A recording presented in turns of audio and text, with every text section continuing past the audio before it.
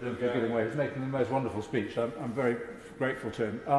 Last week I had the pleasure of a walk around Poolshot in my constituency with Dave Yearsley and Tim Lewis from the Wiltshire Ramblers organisation, and they showed me such a series of really brilliant interventions, as it were, in the countryside to make it accessible.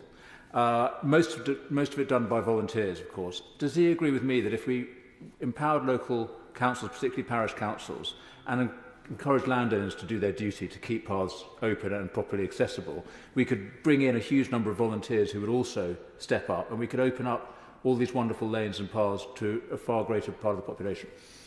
I mean, our honourable friend is absolutely right, as he so often is, on issues to do with communities, volunteering, the big society, which is something that many of us were inspired by when we came to this house first.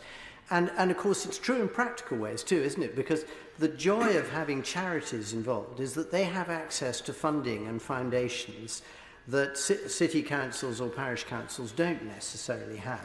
And so when you get those partnerships between private landowners, communities in the way that he's described, and charities, all sorts of good things can happen. A really good example of that is the Gloucestershire Wildlife Trust's 7 Treescape project, which is 60 miles along the edge of the River Severn, crossing about 5, if not 6 constituencies, and provides a walk along the banks which people will derive huge pleasure from. It's a massive opportunity, and of course they have had support from DEFRA, who funded the trees, but it's also a collaborative community effort, and it's the way in which we can get 1 + 1 + 1 to equal about 5.5 is definitely the way forward, and I'm sure we'll hear more about that from the Minister in due course. But let me continue.